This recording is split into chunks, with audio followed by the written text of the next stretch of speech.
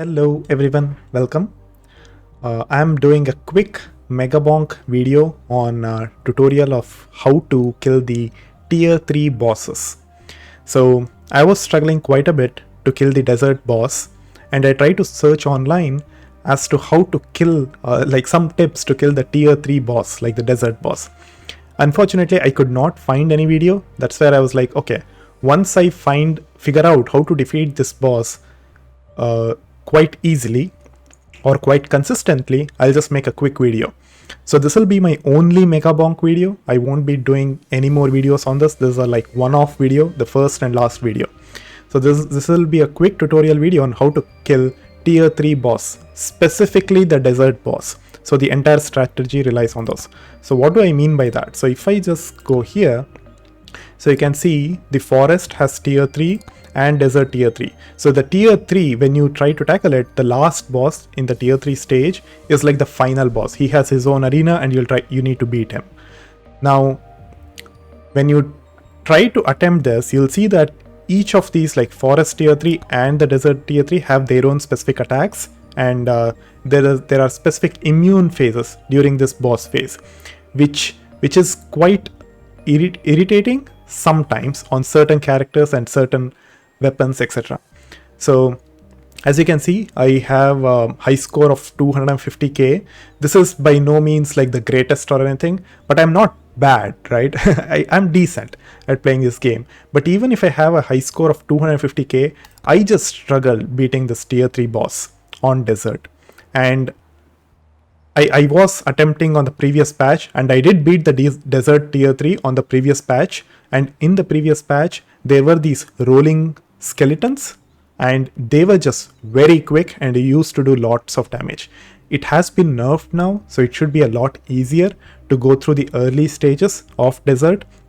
But still, once you reach the boss, there's a very high chance that you might just die to that boss. The reason being, so the boss has certain stages, and one of these stages, there are like 4 stages where he goes through some like immune phases. And during immune phases, you can no longer attack him, and there are like beacons which are there on the map that you have to stand there and trigger those. And only after you trigger like 3 beacons every single immune phase can you go back and attack him. So what this means is you have literally 0 life steal during this immune phase. So you can get hit, and if you get hit, there is no way of recovering life unless there are meet some specific criteria. Only then you can heal. So this was the problematic part for me. Like, I used to always reach a stage where I used to just one-shot the boss where he used to go to immune phase. It used to be just like snap of a button and he used to go to immune phase. Now I have no more life steal, nothing. Then I have to slowly walk to the beacon, and no matter how much I try to evade, there were like occasional things which used to fly at me and which used to hit me, and I could no longer heal.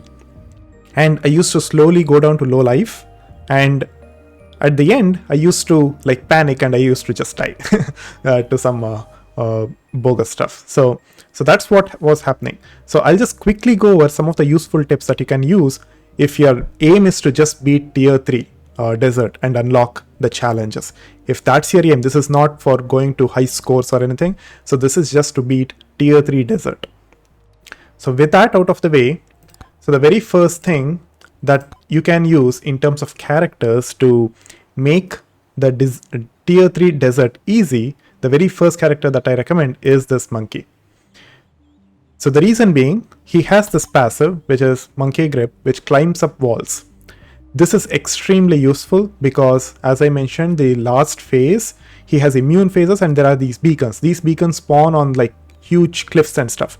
There is a pathway where you have to keep jumping and reach that place. But if you take a character which has a really low jump height and is really bad, low movement speed, you struggle reaching that beacon, and you will when you are struggling and take a lot of time to reach the beacon, there is a higher probability of you getting hit. So which means you will die during this immune phase because you can't heal.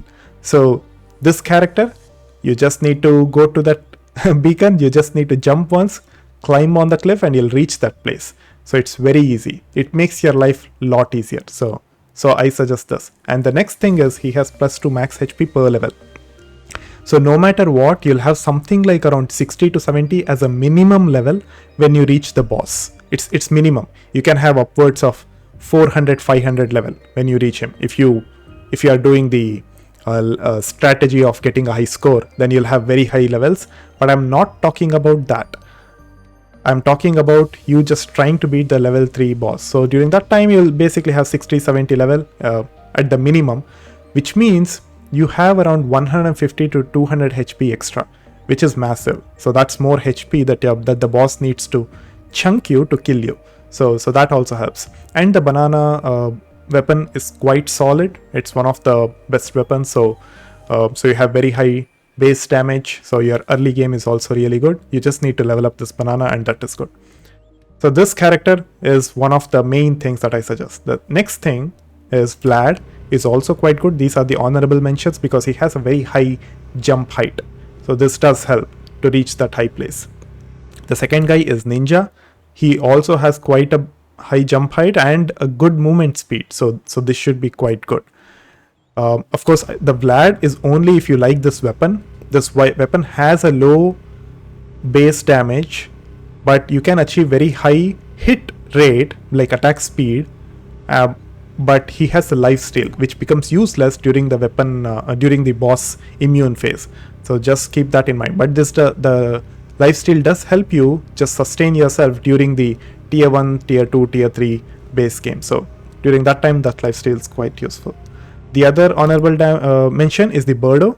If you like the tornado weapon, if you do not like this weapon, do not go for this. But he has a good height, jump height. So these are some of the honorable mentions. Even Tony Mexum is quite good because he has a very high movement speed, which he charges up, and then you can just jump and reach very high places. So even this is honorable mention, and you can achieve a good success rate with this. But the main thing is Monkey. So if you are really struggling, just pick this and try to attempt.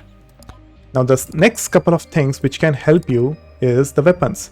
So the main thing is a boomerang. If let's assume you are playing Monkey, you have the boomerang, the banana rank, sorry. Now you have my suggestion is to go with Aegis because this just helps you the early game. It just safeguards you, and that's all you need. The early game, to go through the early game in the desert, is the most important part. So Aegis is good. Along with this, I don't really have any recommendations on any other weapons. Choose any weapon of your choosing, like whatever you like, just choose it. It's not that big of an issue. There are specific weapons which I will suggest not to choose no matter what. Apart from that, you can choose anything. The weapons not to choose are this one, Space Noodle. Please do not choose it. Do not choose Chonkers, and do not choose Poison Flask. So these are some of the things which I suggest not to choose. And even these Corrupted Swords or Hero Swords, it's based on your preference. The same with Frostwalker. Please do not choose this. This also has a very low base damage and stuff, including mines. But for desert, if your problem is just clearing mobs, then mines are fine because you're just constantly running around, then it's fine. But for very high scores, this is this is really bad. So yeah, mines is also one of the things. But apart from that, feel free to choose any other weapon. That's totally fine. Now let's go to the tomes. Now here is the most important thing which I changed in my run. I chose a specific tome which actually helped me achieve this. And that very specific tome is this Regent tome. Do not choose this for high runs or anything. This is only specific to beating the tier 3 desert boss. And this helps a lot to do that. So as I mentioned, the boss has immune phase and you just can't heal anything. Like you can't lifesteal out of him.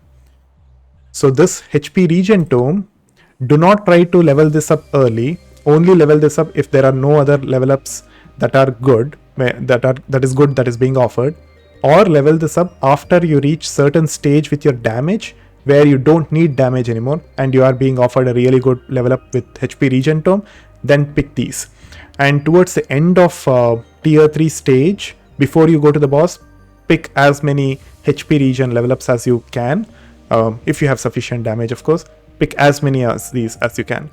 I reached HP Regen tome where it was regening me for 4000. So that was my regen, and the number, when you click on escape and look at the numbers towards the right in the menu, I had around 4000 HP regen, but you can achieve 2400 HP regen quite comfortably with this tome by the time you reach the boss.